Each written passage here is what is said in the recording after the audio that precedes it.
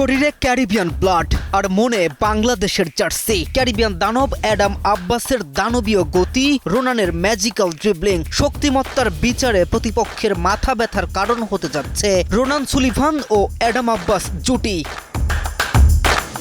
AFC Asian কাপের মূল পর্বের লড়াইয়ে ক্যারিবিয়ান দানবের সঙ্গে জুটি বাঁধবেন কৌশলী রোনান সুলিভান। আর লক্ষ্য এএফসি এশিয়ান কাপের মূল পর্বে খেলা।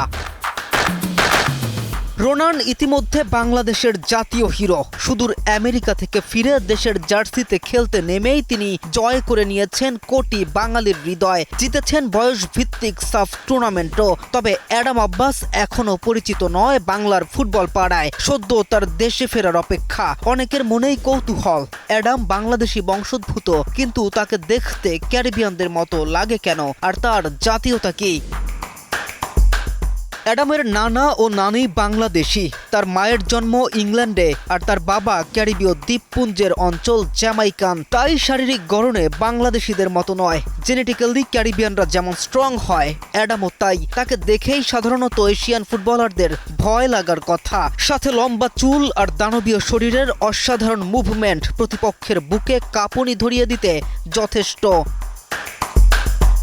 ফুটবল শুধু স্কিলের খেলা নয়, স্কিলের সাথে সাথে এখানে বাহুবলের জুড়ি নেই। পুরো 90 মিনিট মাঠে লড়াই করার মতো শক্তি কিংবা পাওয়ারফুল শট মারার শক্তি। বাংলার ফুটবলে যে অপূর্ণতা ছিল এতদিন চোখে পড়ার মতো, সেটাই যেন পূর্ণতা দিতে অ্যাডামের বাংলাদেশে আগমন হওয়ার পথে।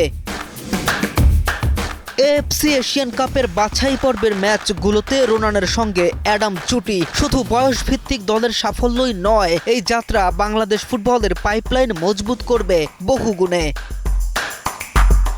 এমনকি বয়সের গণ্ডি পেরিয়ে অদূর ভবিষ্যতে মূল দলে হামজাদের কাঁধে কাঁধ মিলিয়ে লড়ে যাবে এই তরুণ ও প্রতিশ্রুতিশীল ফুটবলারেরা, এমনটাই ভাবছেন নেটিজেনরা। কে এম রাফিন, নিউজ 24।